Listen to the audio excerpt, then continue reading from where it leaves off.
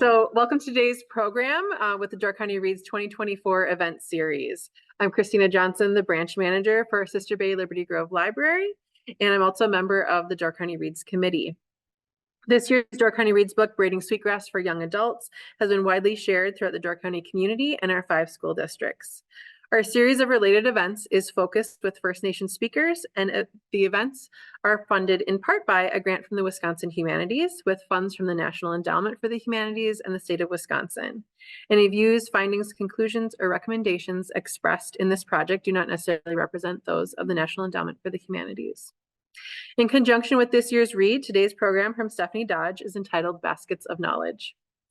Thank you for those in person with us here at the Crest Pavilion in Egg Harbor, and the watch parties at the Ridges in Bailey's Harbor and Sturgeon Bay Library, and those of you online in various parts of the world at home.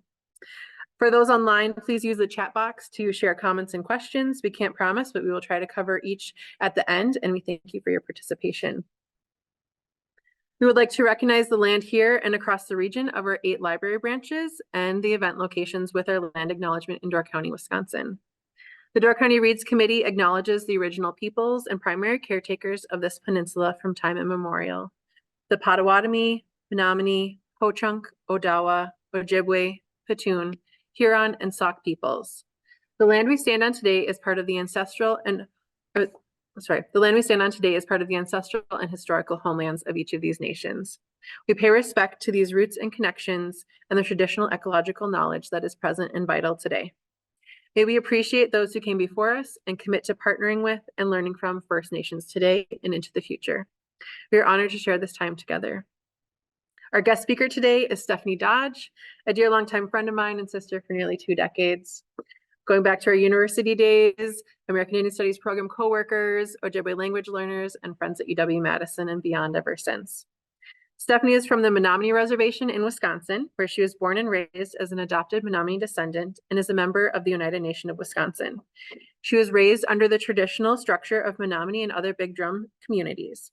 In her adult years, she moved to Oneida, Wisconsin to raise her children under the Oneida Longhouse tradition, of which they too are enrolled members of the United Nation of Wisconsin. Her family consists of a beautiful blend of religions and races that has allowed her to grow into a woman of understanding, compassion, and consideration for all people. Using her skills, education, and experience, she has created a training and consulting business, Bear Woman LLC, which offers the transfer of her knowledge as a First Nations woman advising on First Nations topics. Stephanie specializes in sustainable development and reciprocal restoration. She is also now the Intertribal Food Systems Coordinator for the Menominee Nation Agricultural Department. Over the years, along with multiple degrees, she has gained educational, personal, and professional experience in higher education advising, curriculum design specific to First Nations culture and language, sustainable development, reciprocal restoration, First Nation studies, youth mentoring, nonprofit work, community education, historical generational trauma, and other areas of specialty. Growing up, Stephanie was raised under the influence of leaders and activists that inspired her to pursue opportunities in various pathways that serve the purpose of giving back to First Nations people, her family, community, and all of creation to educate about restoring balance.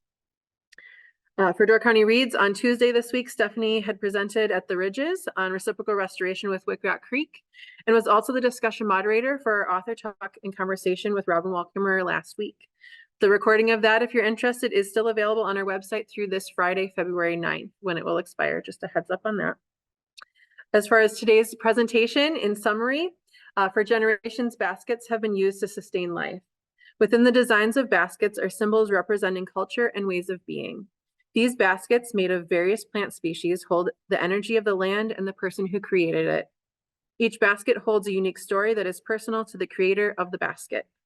Baskets represent Indigenous knowledge and remind us of the reciprocation with all creation. Within this lecture, Stephanie will describe the transfer of knowledge with Indigenous women and the significance of passing on traditional ways of being. Stephanie, thank you. Miigwech, Yonko.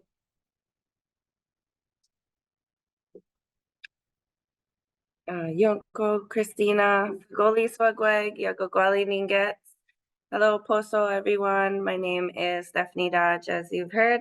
I also go by Yagogwali in Oneida and Awashuki in Menominee. Both of those mean bear woman. Thank you all for joining me today and listening to my final presentation of the series, Baskets of Knowledge.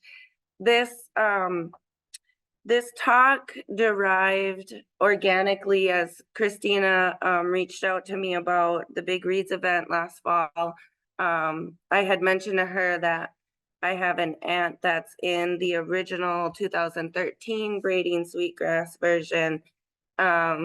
And so we had this discussion about transfer of knowledge and Indigenous women in storytelling, as that's what Kimmer is doing as well, sharing her knowledge and her stories with us all. And so for today, I just wanted to talk a little bit more about storytelling and the significance of transferring on our knowledge and passing on our ways of being to our younger generations, and why that's important, and why the work that Robin is doing is so important as well. So, as I mentioned, Holly Young Bear Tibbetts is a friend of Robin Kimmer. They both went to UW-Madison for their doctorate degrees. And Holly is mentioned in Kimmer's book, her original 2013 book. And I am blessed because Holly is, she passed on about, geez, I want to say maybe 10 years ago now. But Holly and my father were like best friends, partners, they called each other. She would say, "How you doing, partner?" And so I grew up with her as an aunt, and that's very common with Indigenous people or in our communities, even though they're not a blood relative. If they're close in your family like that, you recognize them as auntie or uncle, or as Christina mentioned, we're sisters. It's just part of honoring that relationship and who that individual is to you.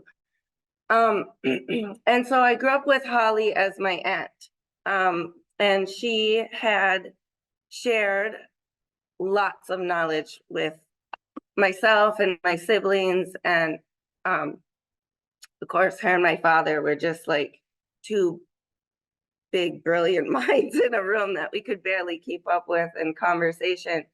But Robin had shared a story in her book, and I'll just read that paragraph and elaborate on this in my presentation. And so on page 43 of Braiding Sweetgrass, it says, "This reminds me of a story told by my friend Holly Young Bear Tibbetts. A plant scientist, armed with his notebook and equipment, is exploring the rainforest for new botanical discoveries, and he has hired an Indigenous guide to lead him. Knowing the scientist's interests, the young guide takes care to point out the interesting species. The botanist looks at him appraisingly, surprised by his capacity. Well, well, young man, you certainly know the names of lots of these plants." The guide nods and replies with a downcast eyes. "Yes, I have learned the names of all of the bushes, but have yet to learn their songs." And then Kimmer writes on the bottom, "I was teaching the names and ignoring the songs." And this is fitting to kind of the overall presentation and intention that Robin portrays in the young adults version of finding balance, and understanding that there's more that plants and Mother Nature has to offer us besides maybe the basic knowledge that is taught in schools of like scientific names or purpose. And so for a lot of cultures, there's songs and stories and uses of this plant beyond maybe just consumption. And so I wanted to open with this to bring about that full circle relationship that Robin, myself, and my Aunt Holly have, and also this shared understanding of plants have more to offer to us than what Western science sometimes indicates. And so, like I mentioned, and like is shared a lot within the book, and then what we also heard on the author talk during the video, she talks about finding that balance. And this is also really important just in life, right? Maintaining balance and staying grounded. And so I have 3 tools here that I think are beneficial to finding that balance, that contribute to finding that balance. And then the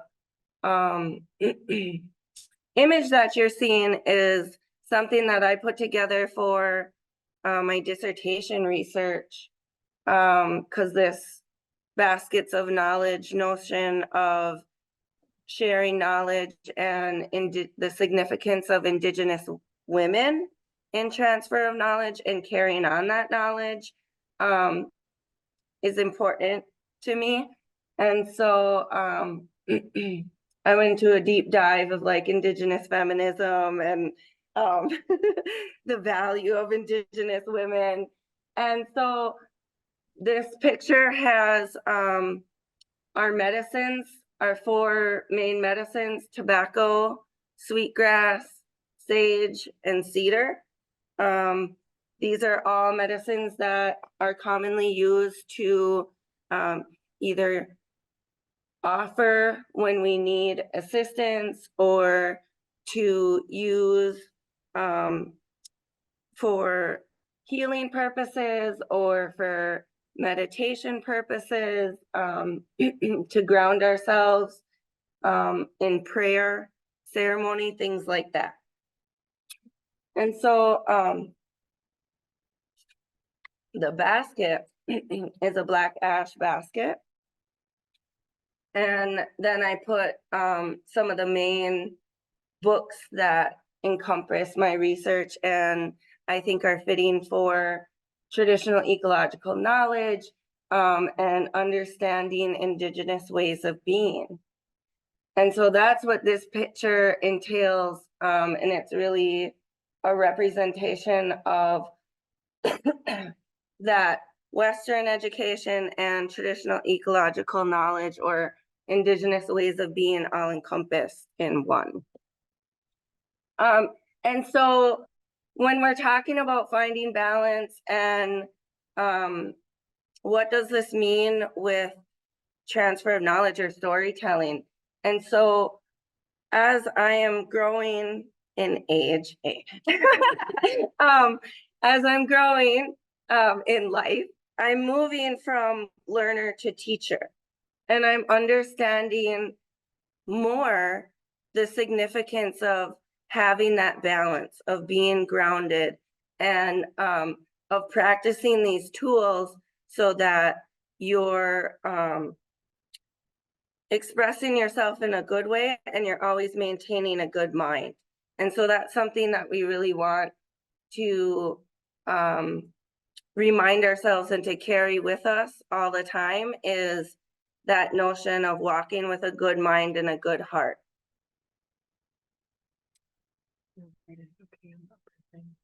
On the what? Just to get that okay on. I don't know yet. I don't have that on my screen. Right. Oh, sorry, people, one technical. Oh, how'd you do that?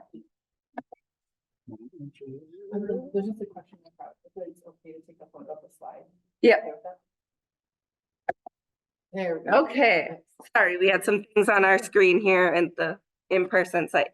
Okay, so where was I? Oh, so it's important to in our ways, it's always important to try and walk with a good heart and a good mind, and to always put that good energy out into the world. And reflection is a really nice tool to remind yourself of what that is or how to achieve that, especially when you may be in a hardship time, or maybe you're doing some restoration work. You know, we can hit barriers on this. There's a lot of challenges. It's really important to kind of pause and reflect on you know, who came before you or the steps that it took to get where you are. And that's something that's really important, that we remember our ancestors and the knowledge that came before us, because it helps to position us in this place of where we are now. And so one of the quotes that Robin has in the Braiding Sweetgrass for Young Adults version is, "In winter, when the green earth lies resting beneath a blanket of snow, this is the time for storytelling. The storytellers begin by calling upon those who came before, who passed the stories down to us, for we are only messengers." Now, there's something to note in this quote. Typically, storytelling is only done in the winter when there's a blanket of snow, because we are pulling that knowledge from those before us, and we don't want to, I guess, disrupt our ancestors or our spirits, and so we have that blanket of snow there for that rest, to remind us of that time, and this is resting time.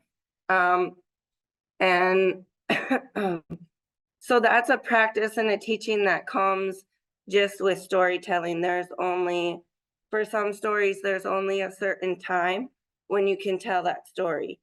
And with global warming and where we're at right now, the ground is rapidly unfroze. And so we're in this window, a shortened window of storytelling. We're actually losing the advantage of being able to tell our stories. And the images that you're seeing are from an artist, Eloy. He's from South America, I believe. But he does very beautiful, beautiful artistic work. And so I'm pulling from his work, and I really love this one that says land has memory, and that she has the roots coming up through her feet and then also out through her head. So it's like this full immerse connection and intertwining with Mother Earth. And again, goes back to that notion that Robin talks about, is that our plants are some of our oldest teachers, and the land does have memory. And sometimes we just need to go back to that to get the answers that we need. Okay, where'd my mouse go? There we go. Okay, so secondly, we have experience as part of a tool for finding that balance. And again, if you don't, for a lot of teachings, you have to participate. You have to take a part in it, you know, especially with like planting and being out in Mother Nature. A lot of these teachings or these skills that we acquire as gardeners or harvesters or individuals that work out in Mother Nature, it's not something you can just read in a book or watch a video. To gain the best knowledge is to get out there and to trial and error it, make mistakes, understand what works and what doesn't work. And so again, another quote from Braiding Sweetgrass, Robin says, "Live as if this is the land that feeds you, as if these are the streams from which you drink, that build your body and fill your spirit." And again, this quote goes back to the notion that I mentioned on the previous slide of walking with a good mind and a good heart. And so for many Indigenous people, we live in this culture of always giving thanks and having gratitude for everything that's around us.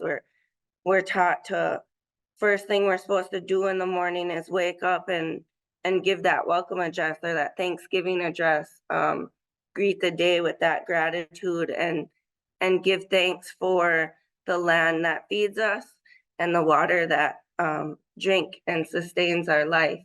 And that practice, all of that encompasses, then fills your spirit and helps you keep that good mind and that good heart, which aids in walking in balance in life.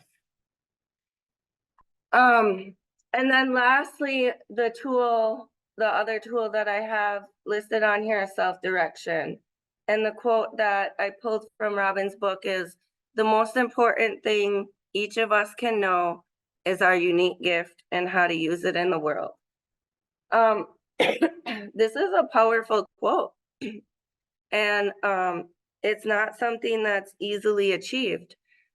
Some of us are born and walk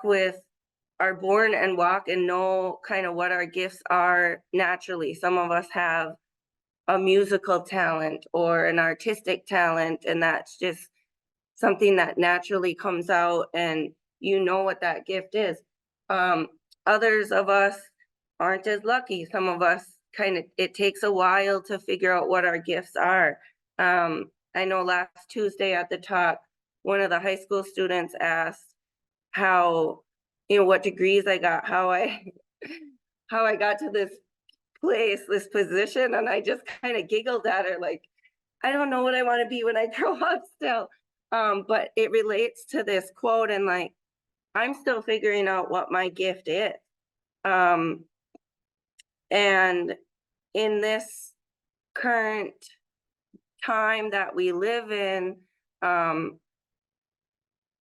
society isn't as open to quote unquote what's not normal. And so some of the gifts that we carry may be not accepted in our society as much as others. I know that I've heard stories where pre-colonial times, our special needs individuals were highly revered in our communities, because they had achieved gifts that we couldn't, right? And same with Two-Spirit people. They weren't looked at as different or something wrong. That was a gift. You were gifted with like two spirits. You are blessed to have a little more than maybe I do, right? And so that's not a bad thing. That's a gift. And so in today's society, it may be a little bit more challenging to figure out what our unique gift is and how to use it in the world. However, there's been lots of progress and strides in this. And so a lot of our youth are now being presented with the opportunities to seek this out and find this out for themselves. So like for the youth in Oneida, for example, they have a rites of passage program. And this is something that's really common in a lot of Indigenous cultures. They have this coming to age like curriculum or program that a lot of the youth go through. And for this specific program, our youth have to fast. And during that time, while they're alone out in Mother Nature, this is their time to really understand and learn who they are and to develop that understanding and unconditional love for themselves and what that means, right? And so I would say kind of slowly, but more increasingly, people in our youth and society is becoming more accustomed to these ways and understanding how beneficial it is to practice these different types of cultures or customs that we have, and to respect and value other people's ways. So those are three tools that I kind of pull up to talk about that balance and what that means to have kind of a good mind and a good heart, and what Robin talks about when she is talking about living with Indigenous worldview or ways of being, things like that. And so here's a picture of Robin and I from probably about 5 years ago. She was able to come to the College of Menominee Nation. The Sustainable Development Program had college Indigenous students that were presenting their research and their Indigenous research methods. And so some of my fellow cohort students, some of my fellow cohort members from the First Nations Studies Educational Doctorate Program went up to the College of Menominee to see this research, to hear these stories, and then to meet Robin. And so I crapped out my fellow peeps. But there were more people in this picture. It just worked out where I could crop them out for Robin. Sorry, Watnaway.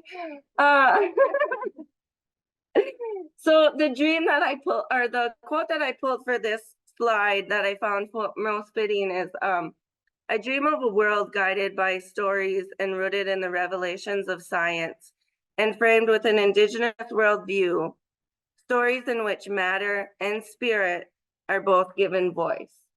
And again, I look at this quote as an encompassing of that balance, right? And when we're talking about traditional ecological knowledge or Indigenous worldview, things like that, or wanting to reinstill kind of our ways of being, it's not all one or another. The reality of us going back to a pre-colonial time is just not there. It's not achievable. You can't do it. So we have to find a balance between what we call walking in two worlds, this Indigenous world and this Western world. We have to find that balance, those bridges between that. And so I really appreciate this quote in that book, because I think that really culminates this event, this Big Reads event, this book, and all of these lectures and these presentations that Door County Library has put on, because it's a mixture of Indigenous worldview and Western science. And so it's that blend, it's that balance. Okay, so I really love this quote. This is a quote that had kicked off my dissertation research and also really pertains to what I'm talking about here today. 7 generations yet to come. Actually, it's not a quote, it's like a poem. And it says, "We are First Nations women who reach back and reach forward between generations. We bridge past, present, and future successes through a learning process of reflection, experience, and self-direction. We present our family stories and teachings to our children. In turn, our children extend them to their children. In doing so, we continue to pass on valued learning and leadership traditions to the 7 generations yet to come.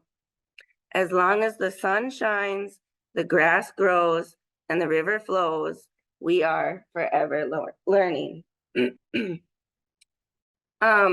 I think this is just such a beautiful reminder of what intergenerational knowledge is, and the power that it has. The reminder that our ancestors are walking with us as we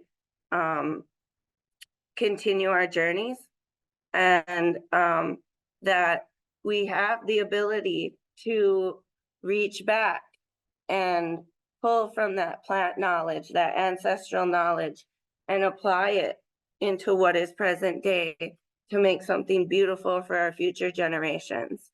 And that's, to me, that's what is so significant about the women in our communities is as mothers, as caretakers, we have this special connection with our children. That's a bond you can't break. And again, that can go all the way back to Mother Earth, right? We have this special connection with her. There's a bond that we just can't break. And so that's where those responsibilities and that reciprocation comes from when we look at Indigenous ways of being and that reciprocity with Mother Earth and having that intention of waking up with gratitude and giving thanks and walking with a good mind and a good heart. That all encompasses that respect that we give back to all of creation and to Mother Earth and to ourselves. And so lastly, I have this beautiful smiling picture. Smiling is powerful medicine. And I think, and this quote from Braiding Sweetgrass that says, I think we are called to go beyond cultures of gratitude to once again become cultures of reciprocity. I think that's a beautiful hope and dream to have for our societies. And I just wanted to put this beautiful representation of smiling is powerful medicine because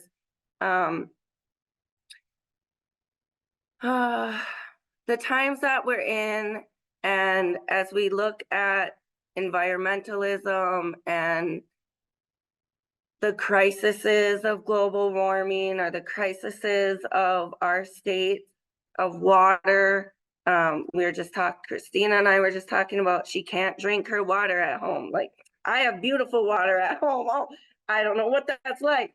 I wouldn't want to know what that's like, but